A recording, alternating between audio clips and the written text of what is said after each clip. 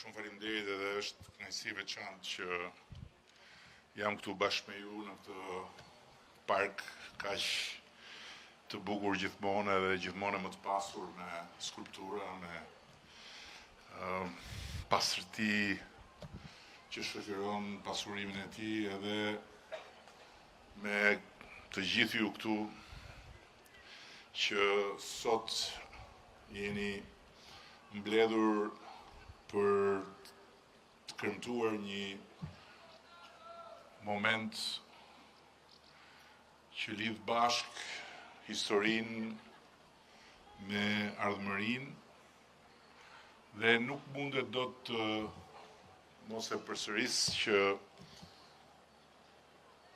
një koincidencë e madhe bashkoi në një datë 26 maj dy momente shumë domethënëse të historisë së Partisë Socialiste. 26 maj në 96-ës, kur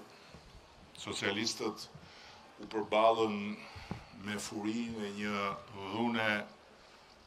dhe me një brutalitet që faktikisht vuri të gjithë Shqipërinë përballë sfidës reale të ndërtimit demokracisë, si sfidë që u shfaq shumë herë më e madhe se sa çfarë dukej në fillim kur u përmbys diktatura, dhe që vendosi Partinë Socialiste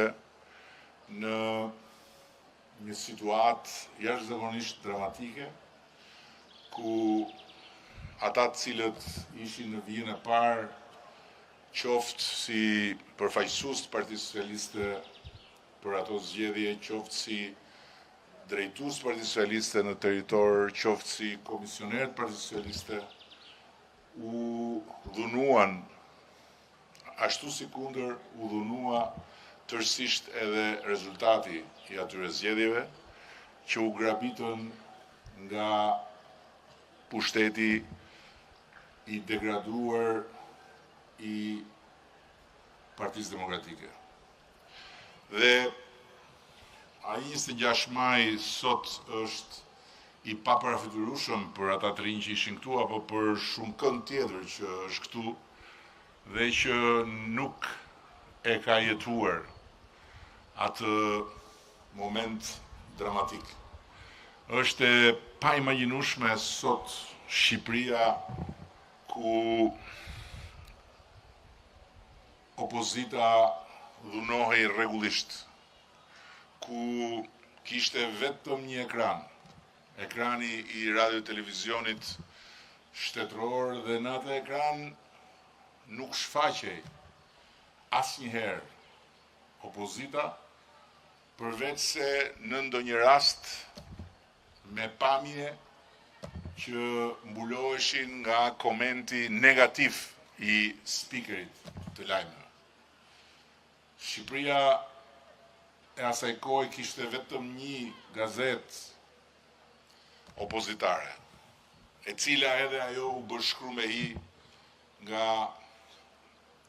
ai që ishte vërtet një regjim brutal. Nuk mund të imagjinohet sot nga shumë kush që të ishte pamundur që të ishe në opozitë dhe të mos keq trajtoheshe duke u denigruar dita ditës. E tha këtu njëri nga themeluesit e Partisë Socialiste të Korçës se si selia e Partisë Socialiste u fut në një cep. Ndërkohë që edhe vetë qelli filloi të përlotet dhe të vajtoi tani që po dëgjon se ç'ishte ajo kohë. Unë ju premtoj që nuk do ju mbaj me një fjalim të gjatë në shi, por dua vetëm që ta kthej tek 26 maj i para shumë pak ditëve, kur Partia Socialiste e ngjiti Shqipërinë edhe një maj më lartë në rrugën drejt majës që faktikisht është amaneti që kemi nga të parët tanë, është edhe borxhi që kemi fëmijëve tanë. Maja ku gjendet shtëpia e Europës Bashkuar dhe ku pa asnjë diskutim ne do të vendosim me se zbën flamurin kuqezi të Ismail Qemalit dhe të Gjergj Kastriotit. Sepse Partia Socialiste është partia e cila në këto 35 vjet ka dëshmuar se është e vetmja forcë politike që është në gjendje të ketë një marrëdhënie të drejtë me interesin kombëtar, e vetmja forcë politike që është në gjendje të ketë një marrëdhënie të drejtë me të shkuarën, është e vetmja forcë politike që është në gjendje të ketë një marrëdhënie të drejtë edhe me botën. Dhe është krenaria jonë që pas një periudhe të gjatë vështirësish dhe denigrimi, ja kemi ngritur kokën çdo shqiptari kudo ku ndodhet në botë dhe i kemi dhënë Shqipërisë emrit saj një titullim krejt tjetër nga ai që kishte deri jo shumë vite më parë. Dhe mbi të gjitha është krenaria jonë që sot Shqipëria ndodhet në një fazë tjetër. Pasi kemi mbyllur fazën e çeljes së të gjithë kapitujve për negociatat, tani kemi hapur fazën e mbylljes së të gjithë kapitujve të negociatave. Çfarë nuk thanë e çfarë nuk do thonë, por le të thonë ç'të duan, ne themi atë që bëjmë dhe bëjmë atë që themi. Unë do ndalem këtu dhe edhe njërë tjetër nuk dua që t'ju mbaj më gjatë në shi, por nëse shiu filloi duke dëgjuar se ç'ishte Shqipëria,